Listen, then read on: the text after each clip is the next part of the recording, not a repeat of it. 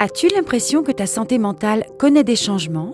Que ce soit en raison du stress ou d'événements qui bouleversent ta vie, il est dans une certaine mesure normal que ta santé mentale change. Cependant, la différence entre ces changements et une maladie mentale à part entière est la persistance.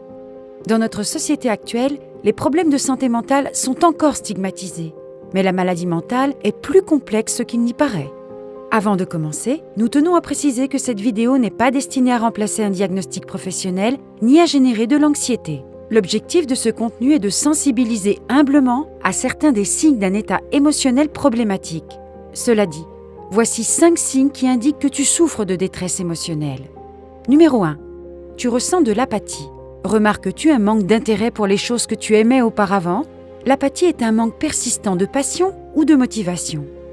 Elle peut te faire perdre l'envie de rencontrer de nouvelles personnes ou d'essayer de nouvelles choses, mais elle peut aussi te rendre indifférent aux choses que tu aimes.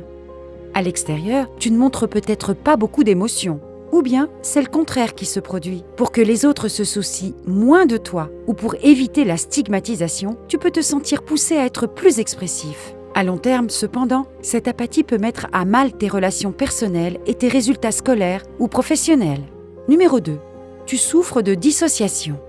Un autre signe de détérioration de l'état mental est la dissociation. La dissociation prend de nombreuses formes, comme la déréalisation, la dépersonnalisation ou l'amnésie dissociative.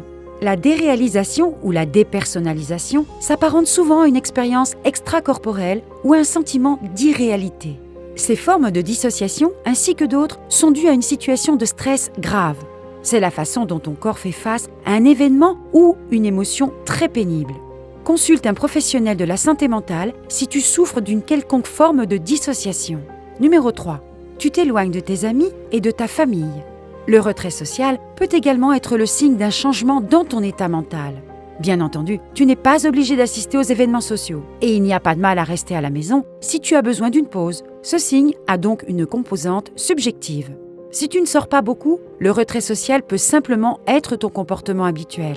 Mais un signe plus inquiétant est que tu évites activement de rencontrer ta famille ou tes amis car tu n'as plus envie de les voir. Et si le retrait social ne semble pas être un signe si sinistre, sache qu'il pourrait mettre à mal tes relations à moyen et long terme.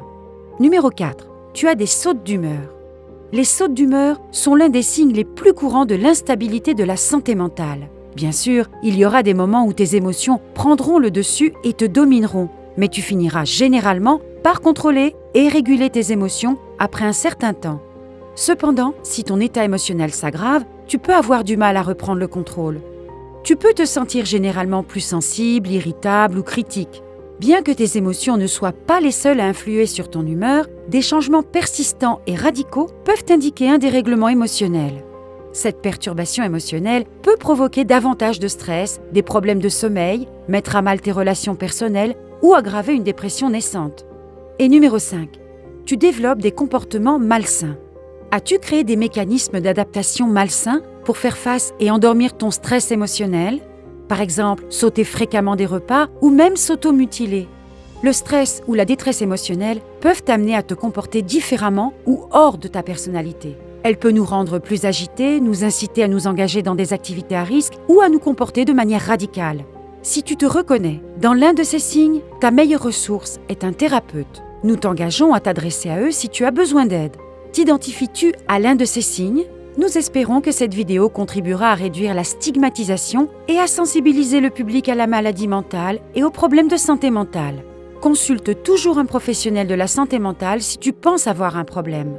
N'oublie pas de liker et de partager cette vidéo si elle t'a aidé et si tu penses qu'elle peut aussi aider d'autres personnes. Les études et les références utilisées figurent dans la description ci-dessous. N'oublie pas de cliquer sur la touche d'abonnement et sur la cloche de notification pour être informé des nouveaux contenus. Et comme toujours, merci de nous avoir regardés.